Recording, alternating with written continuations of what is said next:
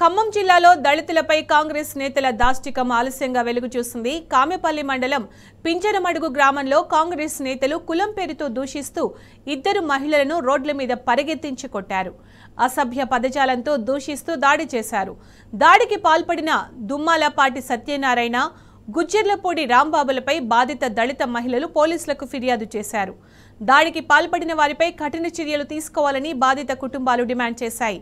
అయితే పోలీసులు మాత్రం ఇరు వర్గాల మీద కేసులు నమోదు చేశామని తెలిపారు.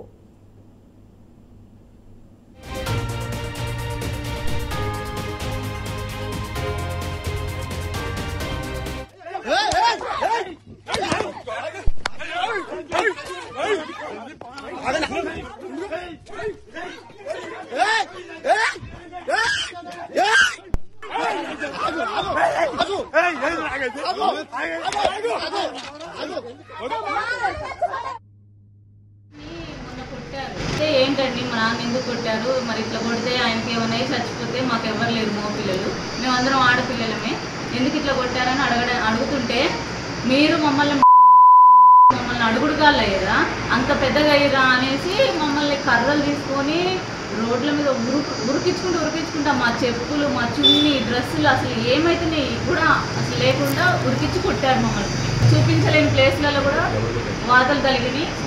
కంప్లైంట్ ఇస్తే ఎస్ఐ గారు ఏమంటుండే, అంత ఫేక్ కేసుని పట్టుకొని మీరు ఎందుకు ఇంత పెద్ద ఇష్యూ చేస్తున్నారు అని అంటున్నారు సార్. మేము దెబ్బలు తిన్నాలో పోలీస్ స్టేషన్లో ఉన్నాం సార్. మమ్మల్ని కొట్టిన వాళ్ళందరేమో ఇంటి దగ్గర హాయిగా ఉన్నారు. అంటే ఇది ఇక్కడ ఎక్కడ న్యాయం జరుగుతుంది అంటే ఆయన కొట్టేటప్పుడు కూడా ఒకటి పదం వాడారు, మేము పదవిలో ఉన్నాం, మాది రాజకీయ, నువ్వు గబ్బడి దగ్గరకు పోయి చెప్పుకోపో, నీ వల్ల అయింది చేసుకో అనేసి మమ్మల్ని తిట్టుకుంటా కొట్టారు మమ్మల్ని.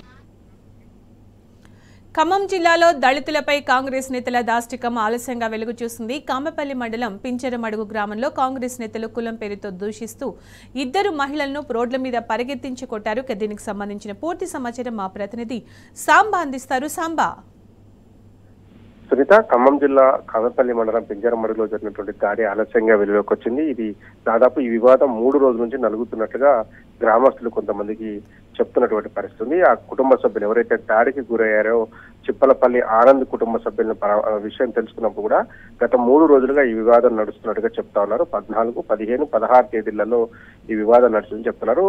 బూతులో తిడుతూ కులం పేరుతో దూషిస్తూ కర్రలు పట్టుకొని మా మీద దాడి చేశారు, రోడ్ల మీద ఉరికించుకుంటూ కొట్టారు, ఎందుకు కొడుతున్నారనే విషయాన్ని అడగడానికి వెళ్తే కూడా దాడి చేశారని బాధిత మహిళ వాపోతున్నటువంటి స్వయంగా తను మాట్లాడినటువంటి వీడియో కూడా మనం చూసాం. ఇప్పుడు ప్రస్తుతం ఈ విజువల్స్ సోషల్ మీడియాలో వైరల్ గా మారినటువంటి నేపథ్యంలో కేసుగా రాసినట్టుగా ఆ బాధిత మహిళ చెప్తుంది. కానీ ఇది ఫేక్ కేసు అని చెప్పి పోలీసులు మమ్మల్ని ఇబ్బంది పెడుతున్నారంటూ ఆ మహిళను మాట్లాడినటువంటి మాటలు కూడా విన్నాము. ఈ కేసు వివరాల్లోకి వెళ్తే, ఈ ఘటనకు సంబంధించినటువంటి వివరాల్లోకి వెళ్తే, కామెపల్లి మండలం పింజరమడుగు గ్రామానికి సంబంధించినటువంటి ఈ దళిత కుటుంబం ఏదైతే చిప్పలపల్లి ఆనంద్ కుటుంబం ఉందో, ఈ కుటుంబానికి సంబంధించినటువంటి కొంత భూమి వివాదం నడుస్తా ఉంది. ఈ భూమి వివాదానికి సంబంధించినటువంటి వ్యవహారంలో ఎవరైతే దాడికి పాల్పడ్డారో ఆ వ్యక్తులకు సంబంధించినటువంటి వాళ్లకు ఒక 3-4 కుంటల భూమి ఉందని చెప్పి గ్రామస్తులు తెలియజేస్తున్నారు.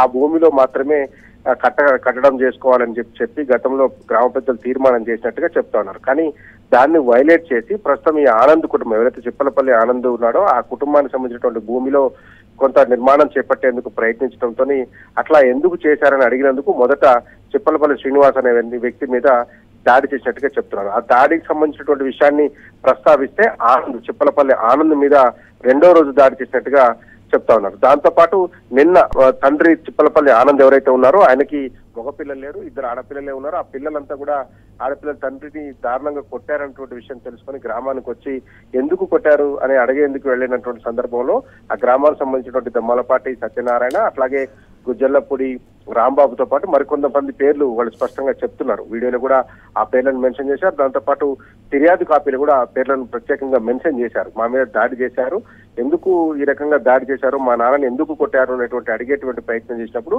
ఒక బూత్ పదజాలం వినియోగిస్తూ ఒక కులం పేరు, పర్టికులర్ గా ఒక కులం పేరుతో ప్రస్తావిస్తూ మీరు మమ్మల్ని అడిగేంత పెద్దోళ్ళు అయినారా, మమ్మల్ని ప్రశ్నించేంత పెద్దోళ్ళు అయినారా, మేము అధికార పార్టీకి సంబంధించినటువంటి నాయకులు, మమ్మల్ని మీరు ప్రశ్నిస్తారా అంటూ మా మీద దాడి చేశారంటూ ఆ మహిళలు వాపోతున్నారు. ఇదే విషయాన్ని కామెపల్లి పోలీసులకు కూడా తెలియజేశామని చెప్తున్నటువంటి పరిస్థితి. అయినప్పటికీ కూడా కాస్త ఆలస్యంగా కేసు పెట్టారని చెప్తున్నారు. కానీ పోలీసులు ఒక ప్రకటన విడుదల చేశారు. ఇరు వర్గాలు ఇచ్చినటువంటి ఫిర్యాదు మేరకు ఇద్దరి మీద కేసులు నమోదు చేస్తామని చెప్తున్నారు. ఎస్సీ ఎస్టీ అట్రాసిటీకి సంబంధించినటువంటి సెక్షన్లు కూడా అందులో పొందుపరచడం బిఎన్ఎస్ యాక్ట్ కొత్తది ఏదైతే వచ్చిందో దానికి సంబంధించినటువంటి వివరాలను నమోదు చేశామని, పూర్తి స్థాయి విచారణ జరిగిన తర్వాతనే దీని మీద చర్యలు తీసుకుంటామని, ప్రస్తుతానికైతే ఇరు పక్షాల మీద కేసులు నమోదు చేశామని, వైద్య పరీక్షల నిమిత్తం ఇద్దరు మహిళలు ఎవరైతే గాయపడ్డారో వారిని ఆసుపత్రికి కూడా తరలించినట్టుగా పోలీసులు ఒక ప్రకటన విడుదల చేశారు. మహిళలు ఎవరైతే ఉన్నారో బాధిత మహిళలు వాళ్ళు చెప్తున్నారు అంటే మేము ఎవరైతే బాధపడ్డామో మేము పోలీస్ స్టేషన్ లో ఉన్నాం కానీ అవతల వాళ్ళు బయటనే ఉన్నారు అని.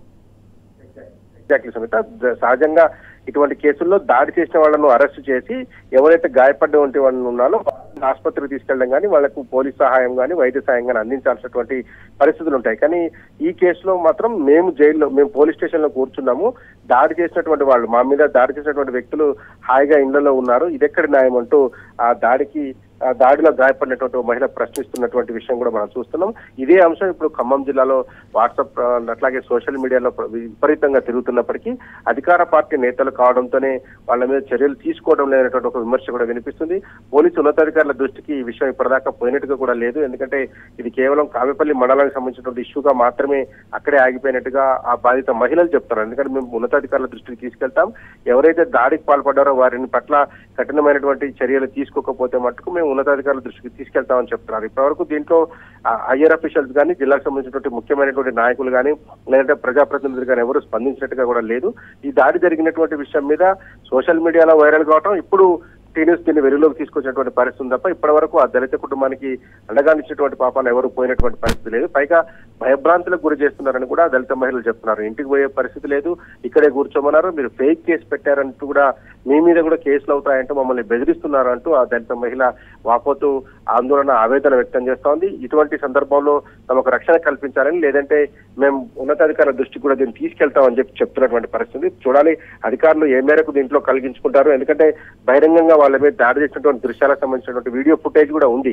దాంతో పాటు వాళ్ళు స్పష్టంగా పేర్కొంటున్నారు ఒంటి మీద దెబ్బలున్నాయి, కనిపించరాని చోట కూడా దారుణంగా కొట్టారని చెప్పి కూడా ఆ మహిళలు ఆరోపిస్తున్నారు. దీని మీద కొత్త విచారణ జరిపి ప్రజాస్వామ్యంలో విచారణ జరపాల్సిన ఆస్కారం ఉంది. లేదంటే అధికార పార్టీకి సంబంధించినటువంటి వ్యక్తులం కాబట్టి మేము ఏం చేసినా చెల్లుబాటు అవుతుందంటూ వాళ్ళు మాట్లాడారు.